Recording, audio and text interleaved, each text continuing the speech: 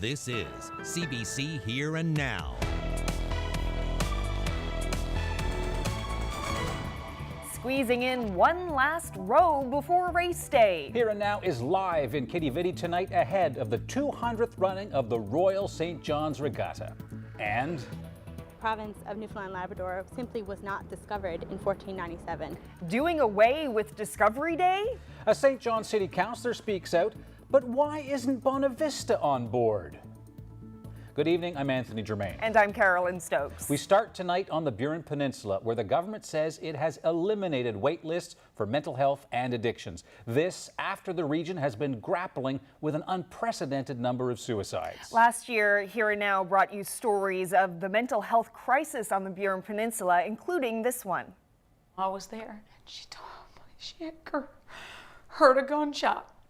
And I walked up to the corner of my fence where my veranda met, and I couldn't go any further. And I kept calling his name, and he didn't answer.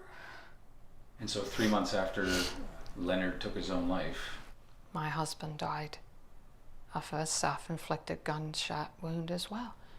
Natalie Randall and her sister Valerie Peach both lost their husbands to suicide. It happened in a 3-month period. 2 men in a string of suicides in Grand Bank, a town with a population of just 2,300 people. But today, a change to mental health treatment. Here and Now's Ryan Cook is on the Burin Peninsula and has this report. 2017 was a horrible year for the Burin Peninsula. 10 suicides in less than 1 year, as many as 6 here in Grand Bank. The government then committed to making real changes here. And today, we heard this. Through the work of the people in this room and in this team, wait times for counselling in this area have disappeared. They've gone. 180 days a year ago, 0 today. Everyone from church leaders and teachers to nurses and doctors combined forces. They created a primary health team to address the suicides. They also moved from a scheduled system to counseling on a walk-in basis. For Natalie Randall, it's been a lifesaver. We brought you her story last year. She lost her husband and her sister's husband to suicide. Now she's a part of the team, spreading awareness and combating the stigma. It was quite the struggle in the beginning. Everyone in the room had clinical experience except for me. So every time we did introductions, I cried trying to get through the process of saying the death of my brother-in-law and almost losing my nephew and then losing my husband. But at the same time, it gave me purpose, and then it gave me something to fight for. The cry for help started with Grand Bank Mayor Rex Matthews and a call he placed to Eastern Health CEO Dave Diamond last year. David and myself and Ron Johnson, we had a number of conversations before they agreed that we're going to try to do something on the Burin Peninsula, not only Grand Bank, but on the Burin Peninsula as well. It was very difficult. Very difficult for me, very difficult for my council, very difficult for the community in terms of what we were enduring at that particular time. When you see good people, for no reason that we understood, take their own lives. They had so much to live for. Like you try to figure out and say, well, what's going on here? And we really needed, at that time, some good professional people. Now this is a model that's being eyed for other areas of the province as well. Bonavista, Botwood, Gander, Happy Valley Goose Bay are among some of the locations that have been listed as potential targets. Natalie Randall knows it could have helped her husband, but she can take heart in knowing that his death and her push for change are helping others. Ryan Cook, CBC News, Grand Bank. Now, the program will also include presentations and courses offered through community groups, schools, and workplaces. And we've got a complete breakdown of all of the services being offered on our website. You can read the story and see those services for yourself at cbc.ca/NL. Well, come for the education, stay for the startup. The government has created 2 new options for immigrants to this province. Both are designed to help entrepreneurs set up shop and a home in Newfoundland and Labrador. Minister Al Hawkins announced the new categories under the provincial nominee program this morning, and he did it at the St. John's office of Hey Orca, a technology company owned by 2 former international students. 30 people work at the local office and 5 more in Toronto. They came to Memorial University from Iran and Malaysia and saw a great opportunity to stay. But because they started a company, their path to permanent residency was challenging. There's just so many hoops. You just got to be really creative with your application process, make sure that you fall into the guidelines, and now you can apply and know that you start a business, you have a clear path towards permanent residency. So I think it makes a huge difference. It just takes the worry out of anyone that wants to start a business. Hawkins says there are checks and balances to ensure immigrants applying under these new categories will stay in the province. People can apply after operating a business for a year. He says the government introduced these new categories to help pay Orca's founders and others like them, because with a declining population, it's important for the province to attract and keep immigrants. They really wanted a commitment to stay in this province. So if this international entrepreneur graduate program had been in place, it would have made it a lot easier for them. And we don't want to lose these people. We want, if they come to Newfoundland and Labrador to study, and to spend 4 years or 5 years in the province studying in our university or in our colleges of the North Atlantic, we want to keep them. The Gander Airport Authority is upset with Air Canada for cutting a flight to Halifax. Beginning on October 28th, there will only be 1 daily flight from Halifax, down from the usual 2. The Airport Authority issued a statement calling the decision significant and unnecessary. Meanwhile, Air Canada says it'll be using a bigger plane on that 1 daily flight, a 78-passenger plane to accommodate passengers. It currently uses a 50-seat plane for its twice daily flights. Well, it's finally official. Carl English will stay on to play another season with the St. John's Edge. But it's not your everyday deal. English will be signing himself. He's the team's acting general manager, so he'll authorize his potential multi-year contract once the details have been worked out. The reigning National League MVP led the team to the playoffs last season. This year, he wants to take it all the way. In fact, he's already hitting the gym to get ready. For me, it's amazing to be back home with the fan support and the people support. I didn't realize how special it was when you're walking the street and people are thanking you for coming home. It's a great feeling. So we just got to build on it and win. That's the key. The owner of the Fort Amherst pub found out about Toronto's Danforth shooting just like everybody else. Only later did he discover that he had a personal connection with one of the victims. Now he's throwing open the pub doors to help out. A St. John City Councillor will introduce a motion to change the name Discovery Day at the next council meeting. The holiday commemorates explorer John Cabot's landing in Newfoundland back in 1497. But critics say it doesn't acknowledge the Indigenous population. But not everyone likes the idea of renaming Discovery Day. Here now's Chris O'Neill Yates reports. City Councillor Maggie Burton says the name Discovery Day just has to go. She says there were Indigenous people living here at the time that Europeans arrived, but the name Discovery Day doesn't reflect that. Here in the St. John's area, there are about 7,000 Indigenous people, and while she was on the election trail last year, she said she spoke to a lot of them. And now is the time for governments of all levels to start looking at history, not just that of European settlers, but the history of everyone. The word discovery suggests that somebody was the first to go somewhere, the first to see something, the first to do something, and that's just not accurate in this case. So the province of Newfoundland and Labrador simply was not discovered in 1497. We can definitely commemorate Cabot's contributions to our province without the use of the word discovery, without the concept of the province being discovered. Maggie Burton has gotten some backlash to this idea, a lot of it on social media and particularly coming from the town of Bonavista.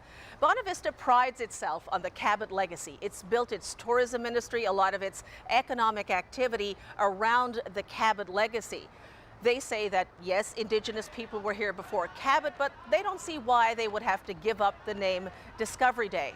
Now, it won't be a decision of the City of St. John's. This is a provincial holiday. It'll have to go to the provincial government. And Premier Dwight Ball says he'll entertain all ideas about whether the name Discovery Day stays or goes. Chris O'Neill Yates, CBC News, St. John's.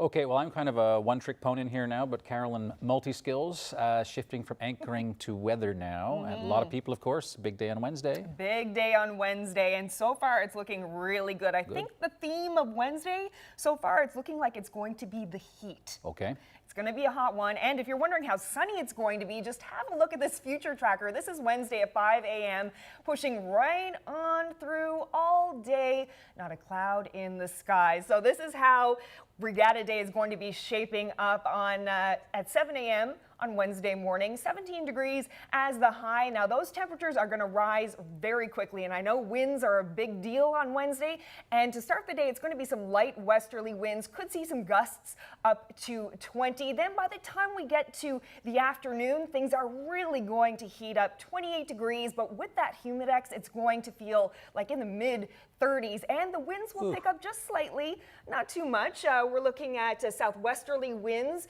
20. We could see some gusts up to 40, and then by the time we get to 7 o'clock, the temperature will dip down a little bit, and we're still looking at those same winds. So far, it's shaping up to be quite a nice day. Everyone's going to have to bring lots of water, and I'm sure ice cream sales will be big. And someone who's soaking up the summer rays right now is Jarome Iginla. He's lakeside at Kitty Vitty along with Regatta Day rowers, squeezing in one last practice. Jarome? Yeah, Carolyn, it's a beautiful night down here at Kitty Vitty Lake, and you are right, there are a number of crews on the water here, a few rowers getting their last few strokes in, because this is the last day that you can actually train on the water. Now, some of the more hardcore teams, well, they'll do an early morning row and then a row later in the day, but on this day, the Monday before Regatta Day, you can only get out once to go for a spin. So, and as you were talking about, a lot of people, I was at the dock, I was out here earlier today, and a lot of people are talking about the wind, keeping their eye on it, because that's been a problem all summer. We've talked about it last week, we talked about it 2 weeks ago. High winds means it's a very bad thing for rowing, and that's what a lot of people are going to be keeping their eye on. Now, the other thing that's happening around the lake, there's a lot of people, a lot of activity. We've seen a lot of folks, but there's also people setting up concession stands to get a jump on that. Now, this is Monday. The big event, weather permitting, is still 2 days away, and that announcement of whether or not this will go ahead will be made early Wednesday morning. And as for me, I don't know anything about wind or meteorology, so I'm going to leave that to the experts when they make the decision on Wednesday. But I do know a little bit about the oldest rowing crew here in the regatta, and I'm going to introduce you to them coming up later on in the show. Reporting live for Here and Now, I'm Jarome Iginla down at Kitty Vitty Lake. The Muscovy, he's kind of a cross between a turkey and a duck, but he's mostly duck. From feeding her town to supplying high-end restaurants. Meet a 13-year-old farmer from Trepassey. Oh, and she also saves crows' lives, too.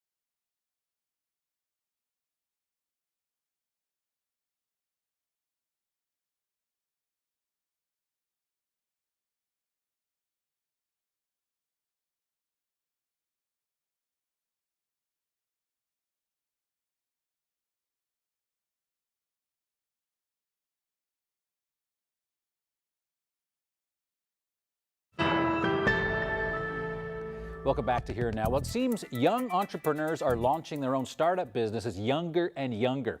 Daria Sully's business started with a single duck, and now she's selling meat and eggs to her neighbors, and she's also supplying high-end restaurants. And did I mention that she's just 13 years of age? We swung by Ms. Sully's farm in Trepassey.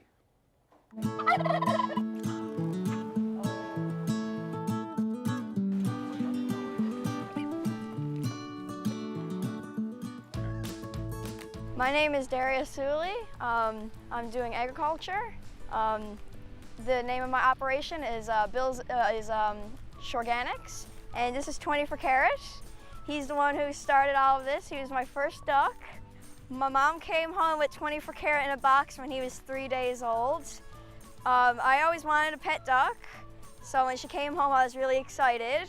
He was yellow at the moment, so that's where he came up with his name, 24 Carat. And now he's around 2 years old, and he's not yellow anymore.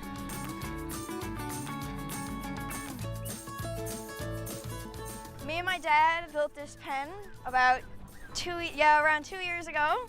There's 2 other Muscovies, and we got Peking and Peking Cross in here. We had 100, but we used them for meat, and now these guys are for eggs. I sell these around Christmas time because they get right fat, and a lot of people bought them.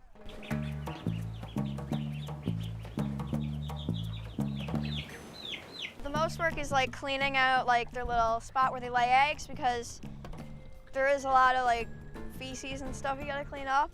Yeah, and you gotta go pull hay to go put in there. Yeah, it's mostly ducks is a lot of work. We also have nesting hens here. These are the eggs underneath my hen. They're about 15 days into the egg incubation process. With both hens that are here, there's 25 eggs underneath them. This is the hen house we built for our hens. This is where they go in at nighttime to sleep and lay their eggs. We're gonna build a larger housing for them. It's gonna be pretty much a baby barn. So we're gonna have the ducks in at the winter, the hens in, and all the chicks and stuff like that. It's gonna make a way bigger difference, because then I can have more then. Guinea fowl are pretty much like a guard dog. When predators come, they'll get in a big herd and they'll do their loud call, and they'll actually call them off, scare them off. This is my bob white quail. He's a little hyper. I use these guys for eggs and meat. I sell them to restaurants, and I sell their eggs to restaurants also. If you come back in 5 years, you're gonna see peacocks and emus and all kinds of weird birds and stuff like that. A lot of hard work. Yes, I grew up, my dad raised almost all those birds there, and when she talked about the messiness, she was being very polite. What a great kid. Wow, impressive young farmer. Yeah. Imagine what she's going to be like when she gets older. Very hard work. Well, in other news tonight, a new bike race of sorts is coming to the Bonavista Peninsula this fall. Unlike most cycling events, this one focuses on having fun and not who finishes first. It's called the Bonrexton Gran Fondo, an idea that organizers came up with after enjoying a few pints. For 2 days in September, cyclists can ride a 130-kilometer route around the Bonavista Peninsula or a shorter 50-kilometer ride. Organizers say it's the first of its kind in this province, but the format has been growing in popularity around the world. It's just a nice big cycling cultural event, and we don't have one of those on the island yet, and I'm not sure if we ever have. I haven't heard of one. Some other people might correct me on that, but from what I've been asking around, this might be the first Gran Fondo that the island is going to have. So we just decided let's put it together, see what happens. Now, staying with bikes, the Gathering Place wants to help keep their guests moving. So much so, the St. John's Centre has a new bicycle repair program. Clients will have access to tools and knowledge support. They're hoping to eventually offer repair services 3 to 4 times a week. You can see behind me, it's a staff member now that's sort of taking the lead with this, and he's helping guests get started. But the guests here have tremendous talent, so they'll start to help each other. And I mean, isn't that peer support and how any of us learn? Well, I mean, a bike is transportation, and transportation is independence, and it's freedom in a big way. It gives you capacity to move around, to get to a job interview, to get to a meeting, you know, to come to the gathering place, to get a meal. So it can be all the difference. Gorgeous evening on the pond. It's the last day on the water for the rowers at this year's Royal St. John's Regatta. The next time they hit the water will be for the races. There's one crew this year that can boast more than 400 years of life experience. Jarome Iginla has that story coming up.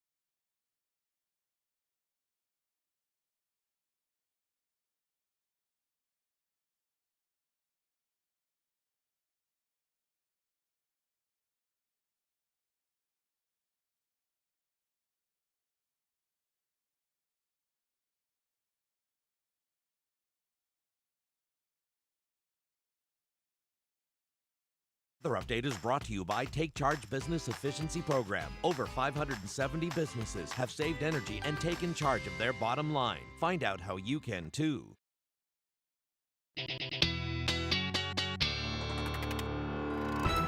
All right, before we get to the weather, apparently we have some high voltage video from the big land to share with you. Yes, quite the lightning in Labrador. Just check out this video from Sasha Dyson in Happy Valley Goose Bay. That's quite the bolt. Yeah, quite the show. Wow. Wow.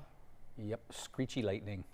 And that's not all. Jeremy Hillier shared this daytime video on Facebook. Whoa. That was a big bang. Wow. Anyway, no surprise there. Newfoundland Hydro tweeted out that they recorded more than 5,000 strikes in the upper Lake Melville area yesterday evening. So pretty turbulent weather. Yeah. Well, there's no lightning up there tonight, but we do have a thunderstorm watch in effect for parts of Central. Oh. Yeah, I'm going to start with some warnings. First off, we do have this heat warning in effect for much of the island, the northeast coast, central, and the northern part of the Avalon. So yeah, Humidex getting up to 33, and we expect this to stay in place probably for most of the week, actually. And yes, as I mentioned, we do have this severe thunderstorm watch for the Gander area, Terra Nova, and that will be tonight, but it won't last for very long. I'll just show you here.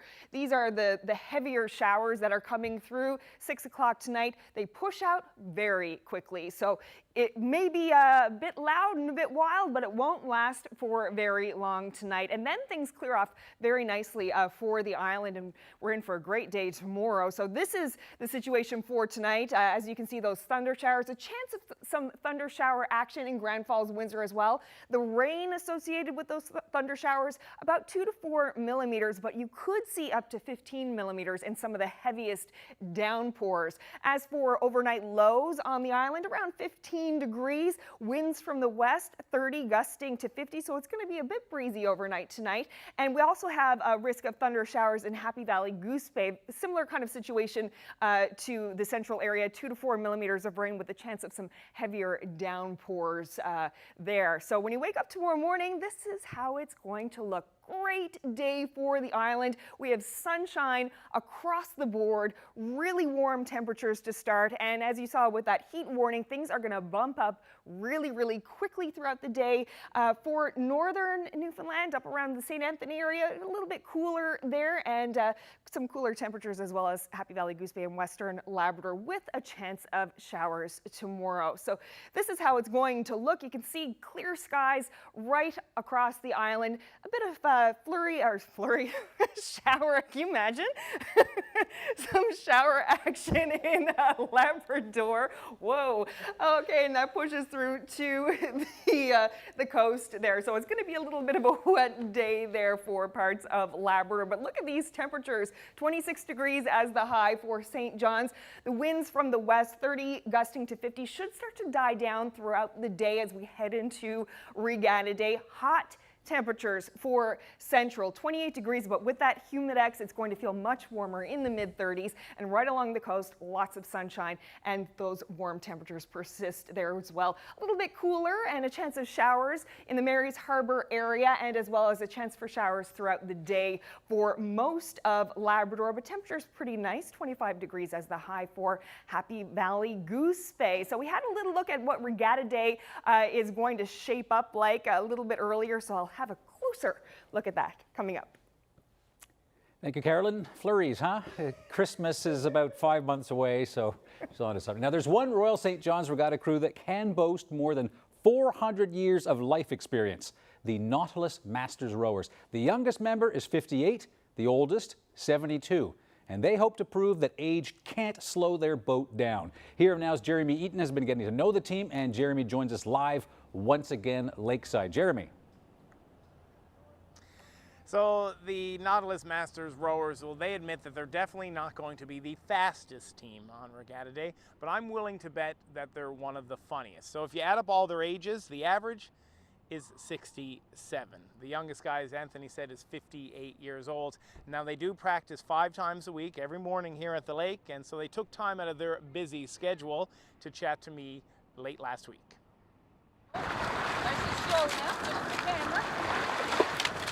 My name is Gene Noble. I'm number 1 on the crew. Hello, my name is Raymond Blackie O'Leary. I row number 2 in the boat. I'm Bill Aylward. I'm number 3 in the boat. I'm Rob Prowse. I'm rowing number 4 on this team. Hi, my name is Bruce Peters and I'm number 5. My name is Dennis Bird and I'm number 6 oar in our boat. We're the oldest crew right now. Our average age is 67. So we have 401 years for the 6 rowers. Most of us like playing sports, And we've got 2 guys in the boat who had 2 knee replacements. We have another guy who had, Billy told you, he had open heart surgery. So the thing is that rowing is so systematic, very easy on the joints. So it's a team sport that you can play, which is not as taxing as, say, hockey or baseball or soccer. So it gives us a chance to be together as a team, to come down here and exercise, work hard, great for the heart, great for the lungs, but at the same time, fairly easy on the body. There's a great combination of experience and youth, being me, the youngest person on the team. So we're a bunch of old guys basically, enjoy for the fitness and the camaraderie. Couldn't be a better way to spend the summer. Well, I've always come to the Regatta since I've been living in St. John's. I'm from Cornerbrook originally. You know, I've always thought, gee, that'd be a great thing to do, but the opportunity came up this year to do it. I was encouraged by Dennis because I work out with these guys at the gym on the ergometer, and when he encouraged me to do it, I jumped at the chance. It's been humbling for me to take this group of individuals who have a passion for what they do, and we're like a family. It's a continuation of that from where they go, and I think it's the learning has been for me, the privilege has been for me, the humbling has been for me, and the coaching has been from them to me. I'm very proud just to be a St. John's person, just to row in the 200-year anniversary. Just this is my 3rd year rowing with these crowd. I'm just so glad just to see I'm a St. John's person, just to row in the Regatta, and my grandchildren looks up to me for this. So we're in a race with 1 other senior men's team. So once again, there's only 2 senior teams in our race. So that means if we come last in that race among the seniors, we get another medal. For 2 years running, we came last in every race and got a medal. So you can see how good-spirited they are. Even if they lose, well, they still finish second. Now, the other thing that the team wanted to remind me is that their sponsor is another member of the gym that they go to, which is the Works, the Arena, and that's Sandra Goff, and she decided to pay for the registration fee for that team in honor of her father, who used to take her down to the lake when she was a young girl. So if you're interested in keeping an eye on perhaps the funniest team, maybe not the funniest team, but they're definitely the oldest team, but they'll be scheduled to be rowing at 11 o'clock here on Wednesday, weather permitting. Reporting live from Kitty Vitty Lake, I'm Jarome Iginla for Here and Now.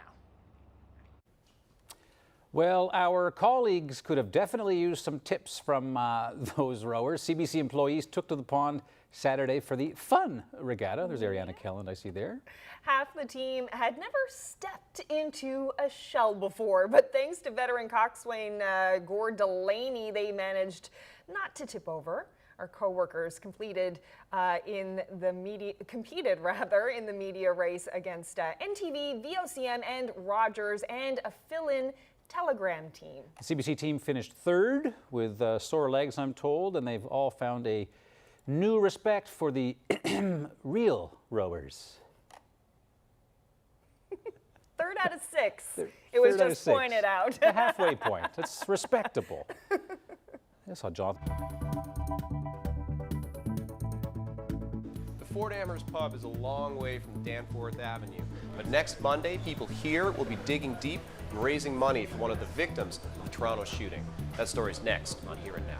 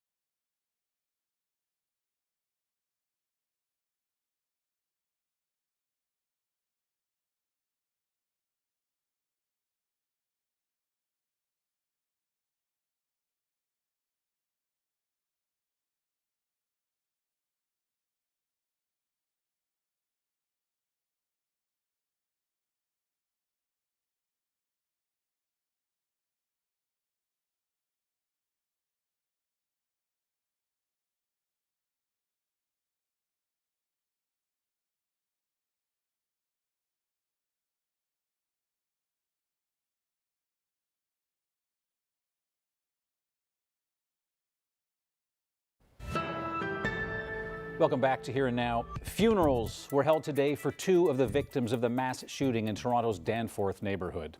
A public service was held for Reese Fallon. She's the 18-year-old. She was going to start studying nursing at university this fall. Fallon and 10-year-old Juliana Kosis died when gunman Faisal Hussein fired bullets down the main street in Toronto's Greektown. He was found dead nearby of a self-inflicted gunshot wound. Prime Minister Justin Trudeau and Toronto Mayor John Tory were both in attendance at the service for Fallon. A private funeral was held for Juliana Kosis. The shooting 8 days ago left 13 others wounded. Juliana's father is reported to be one of the injured. After the funeral for Reese Fallon, Prime Minister Justin Trudeau visited the shooting scene. He was asked about Toronto's proposed ban on handguns. People need to be safe. And we need to take the right measures to do that, and we're looking at things that have been done around the world, things that have been done in other jurisdictions, looking at the best evidence, the best data to make the right decisions, to make sure that we are ensuring that our citizens, our communities are safe into the future. Before meeting with reporters, Trudeau laid a wreath at a parquet fountain that has become a memorial to the victims. One of the victims of the Danforth shooting is getting some help from people in St. John's. Next Monday night, the Fort Amherst pub is holding a special fundraiser with all the proceeds being donated and the staff working for free. It's all because of a connection that we first reported on Friday between shooting victim Danielle Kane and her boyfriend Jerry Pinkson from Straitsview on the Northern Peninsula. He joined us on Friday. Here now, Zach Gowdy has more on this story. The world of restaurants is one that Jerry Pinkson knows well. He used to work at Blue on Water alongside Evan Bursey, who now owns the Fort Amherst pub. He is that type of guy, always caring for someone, whether he knows you that well or not. When I first met Jerry, I was just starting in the kitchen there at Blue on Water, and I mean, he was the first friendly face I met. And anybody who knows the industry knows that, you know, there's a lot of heat, there's a lot of requirement for high speed times and things like that. So when you got someone who's ready to throw a funny joke out there or get you a glass of water and just take the edge off, I mean, that makes all the difference. Last week, Pinkson's life was changed forever. He and his girlfriend, Danielle Kane, were at a diner on Toronto's Danforth Avenue when a gunman opened fire. Pinkson is now a nurse and Kane a nurse in training. When they ran to help one of the shooting victims, Kane was hit by a bullet. She suffered a shattered vertebra and may never walk again. Back in St. John's, Evan Bursey heard about the shooting like everyone else. Only later did he learn that his old friend Pinkson had been in the middle of it. It's not only someone that you knew, but it was someone who was going to help complete strangers. And then he was going to do, you know, be the first responder to these people, and then in turn had to do that to a significant other. I mean, that I can't imagine what must have been going through his mind and how much stress he must be going through right now. So, I mean, truly anything that anybody could do to help him is you know, commendable, I think. Next Monday evening, the Fort Amherst pub is hosting Dining for Danny. It's a fundraiser with 100% of the proceeds going to support Danielle Kane. Even the staff are going to be working for free and kicking in their tips. This afternoon, a GoFundMe campaign for Kane had raised almost $150,000. Still, Bursey says Kane and Pinkson will need all the help they can get, and he's happy to pitch in. Community is everything at the end of the day. We all have hard times, and how we get through it is what, you know, makes the outcome that much easier. So if we can come together and make a bit of a difference for him, I mean, I'm sure he'll appreciate it, because at the end of the day, he was trying to make a difference for someone else, and that's what led to this whole situation. Zach Gowdy, CBC News, St. John's. Well, in the Pacific Ocean, halfway between California and Hawaii, there's a massive patch of garbage 3 times the size of France. Most of it is plastic, nearly 2 trillion pieces of it, and one young man is now working on a way to remove it. But not everyone is convinced his massive invention will gobble up the garbage without harming wildlife. Kim Brunhuber has the story. Near a Los Angeles pier, a slow-moving stream of garbage. Plastic bags, plastic straws, plastic bottles, plastic lids. They flow by on an aquatic conveyor belt. It never stops. There's always more. All this plastic garbage is carried here by ocean currents and accumulates on shore. 7 years ago, this phenomenon gave Dutchman Boyan Slat an idea and inspired an extraordinary plan to clean it all up. When I was 16 years old, I was scuba diving in Greece and saw more plastic bags than fish. And at some point in time, I thought, well, coastlines, there are very effective ways of catching plastic. So he thought, why not invent a floating coastline of sorts to gather up all that plastic? An enormous U-shaped pipe will support a mesh screen which will hang about 3 meters underwater. The long floating tube, driven by currents and the wind, will funnel plastic into the mesh. Every few months or so, a vessel would come, like a giant garbage truck of the ocean, and would empty the system and take the plastic back to land, where it could then be recycled. Then they'll tow it out there into the Pacific Ocean, halfway between here and Hawaii, to the area known as the Great Pacific Garbage Patch. Our research has shown that it contains 1.8 trillion pieces of plastic, spread over an area that's twice the size of Texas. It kind of sucks to be like the Debbie Downer on this, but yeah. Oceanographer Kim Martini conducted an external review of the project 4 years ago, and she believes several key problems still remain. These are like little tiny oases for animals, and you're going to actually be attracting them to regions where you can ingest more plastic and also be susceptible to entanglement as well. Some critics worry that this might actually harm wildlife. Yeah, really, wildlife should have enough time to go around it.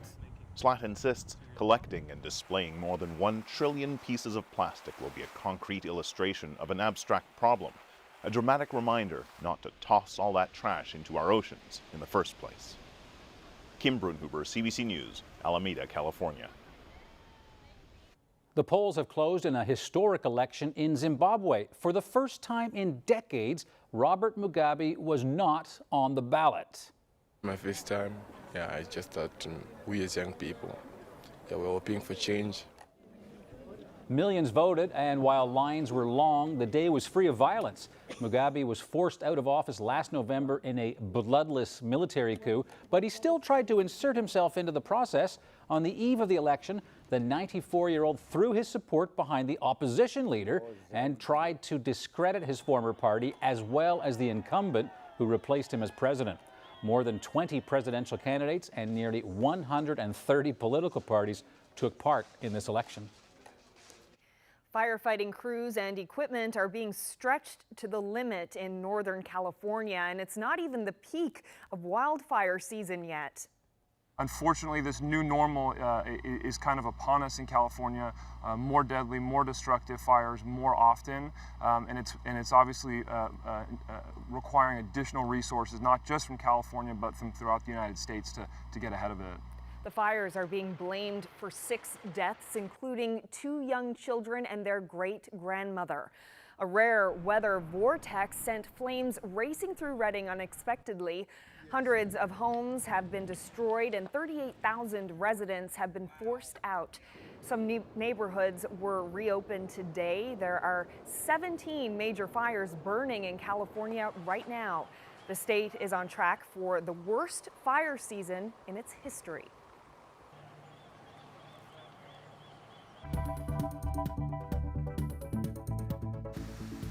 Well, if you look closely there, you'll see some salmon working their way upstream. Yeah, so there's another jumper right there. Our own Fred Hutton took this video in Terra Nova. Beautiful spot. Hard working salmon.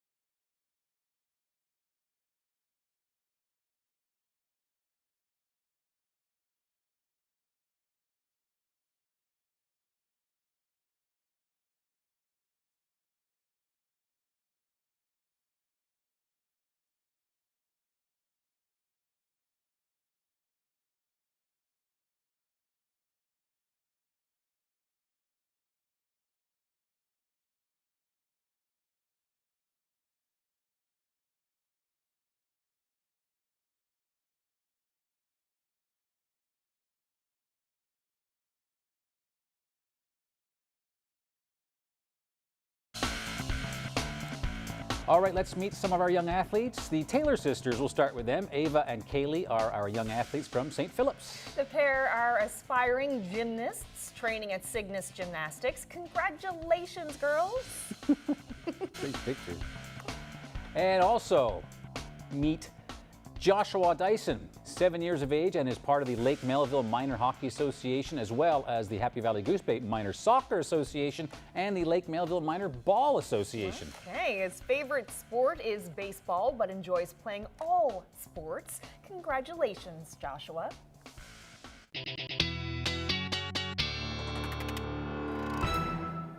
Okay, well, Jeremy seems to be enjoying some nice weather right now. He's reporting live from the lake as he has been tonight on Here and Now, and you got more coming, right? Oh yeah, tomorrow is going to be lovely. It's going to be very similar to today, actually, in the east. And just want to start with mentioning about the severe thunder shower warning that was in place. That has now been dropped. As quickly as that, you can see here on our satellite and radar those that rain pushing off the northeast coast there. So that watch is now over for tonight, but we still have this warning in effect, a heat warning, which we expect will be in place for the next few days. Humidex values around 33, so things are going to be very hot for the next few days in those areas.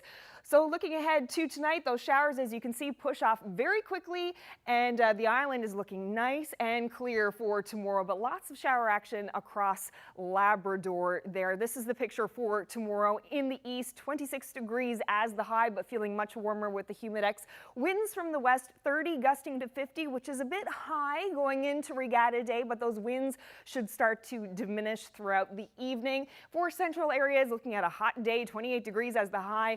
Humidex, of course, once again causing that to feel much warmer than that, as well as the west coast. A very hot day with lots of sunshine on the menu for tomorrow, but chance of showers throughout the day for most of Labrador. Temperatures 25 degrees in Happy Valley, Goose Bay tomorrow, so it will be warm. So as we head into Tuesday night, if you're heading out, if you're in St. John's and you're playing a bit of regatta roulette, looking good Tuesday night. You can see no precipitation, no clouds in the sky overnight on Tuesday. As we get into Wednesday, clear skies for pretty much the whole day. Labrador, though, looking at some showers and some overcast skies on Wednesday. Here we are at 7 o'clock, and this, once again, I just thought I'd show you this again to show how the Regatta Day is shaping up. 17 degrees to start the day, but temperatures will boost up very quickly to 28 degrees, but the humidex will make it feel like in the mid-30s. So if you're heading down there, you'll definitely want to stay hydrated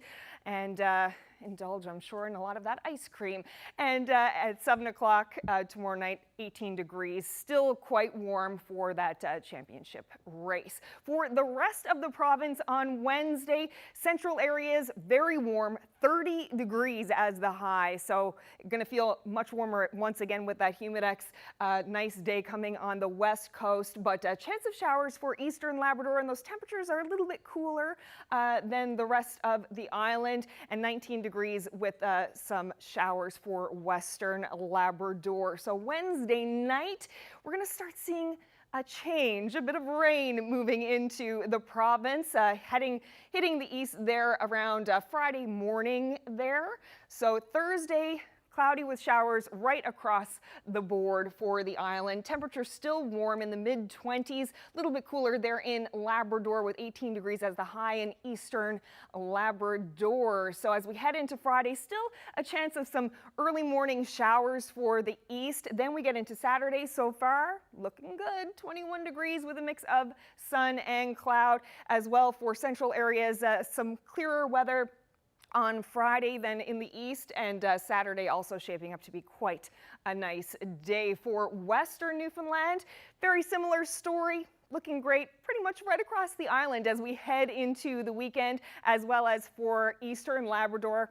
All of those showers will start to move off, and then you're getting into a mix of sun and cloud for Friday and Saturday, as well as western Labrador. So things are really going to start to clear off as we head into the weekend. Anthony? Thanks, Carolyn. Two young sisters in Nova Scotia have hit on a fetching recipe for a successful business. They make dog treats, and their customers apparently are begging for more. But they're not keeping the money they earn, they're giving it away.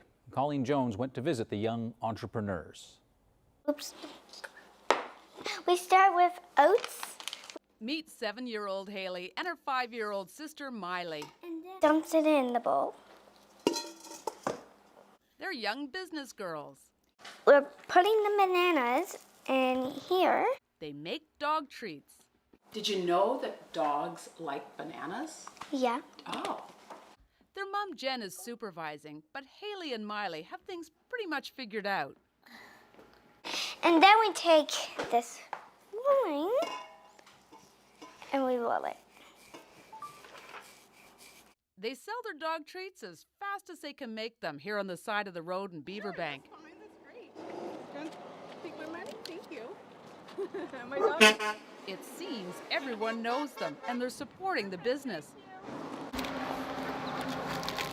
Thank you. But this isn't about profit. This is a story about giving back. Haley and Miley are doing this for their favorite charity, Hope for Wildlife. Why Hope? Because she was kind to animals. They started thinking they could raise $200. Now their whiteboard shows they're just over $1,300. We started with family and friends, and then all of a sudden I took to social media and it's just blew up. They say the dogs love them. They say they like it and they want more. How do you know they like them so much? Because the humans call us. The humans call you? They use themselves as testers. We eat the dog treats? Uh-huh. Is this okay to eat dog treats? Uh-huh. Uh-huh. Oh, if I were a dog, I'd be really happy. And they use their neighbors' dogs, Kylie and Maverick, for more quality assurance. They love your treats, huh? Whoa. Who's sitting? Who's sitting? I recruit Tom Murphy's dog Georgia and my dog Bubby for an unbiased taste test. And if wagging tails is the ultimate indicator, well, it seems Haley and Miley have the right recipe. Oh, what do you guys think? Is it good? Colleen Jones, CBC News, Beaverbank. I think they like them. Canadian hockey great Jarome Iginla is hanging up his skates. The longtime NHL forward announced his retirement today in Calgary. I remember starting hockey at age 7 and going to my first tryout and dreaming of how great it would be. And it's been even better. These 20 years in the NHL, it's been better, and I'm excited for retirement and to be with my family, but I'm going to miss all of you and all of this. Iginla played 16 of his 20 NHL seasons with the Calgary Flames before being traded to Pittsburgh in 2013. He's the Flames' all-time top scorer. He retires with a career total of 625 goals and 675 assists.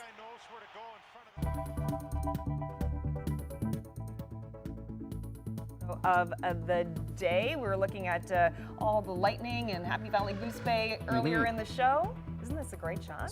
Still in the big land, right? Yes, it is. Amazing shot. Great.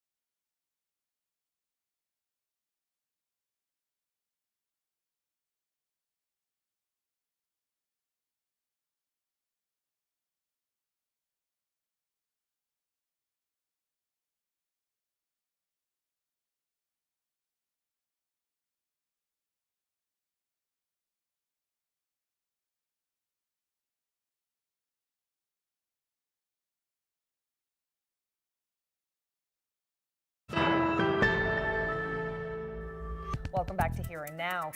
While watching a humpback whale, a group on the northern peninsula got a visit from some playful and curious visitors. Certainly did. A pod of killer whales. Let's check this out. Amazing bit of video here. This was taken by Dark Tickle Company Expeditions, and the company tells us they have seen orcas before, but never this close. That is close. It's quite, so they obviously got cameras under the boat and above. Boy, great footage. Some more happy tourists. I don't know if the humpback was as happy to see them as the tourists were. They are killer whales, but they're gorgeous, absolutely beautiful animals. Yeah, look at that. Goodness, it's almost like they're curious By the about side of the boat. Yeah. Yep. Checking out the people. Nice. Wow, that's quite something. It is. Mm-hmm. And this viewer photo of the day is quite something as well. 2 lightning strikes at once. At the airfield in Goose Bay. Goose Bay, yes. There we go. You saw some of that footage actually in the video of lightning before. So do not park your planes in those 2 spots. And this, and this was actually an image that was taken from the webcam at the base. Right, so it isolated the picture, right? Yeah, fantastic. Norma Meshner-Knight posted this on Facebook. That's where we got it. But if you have a photo that you'd like to send in to us, you can email it to nlphotos@cbc.ca. Please do. Thanks for the photo, Norma, and we'll be back again tomorrow. Yeah. Good night. Have a good night.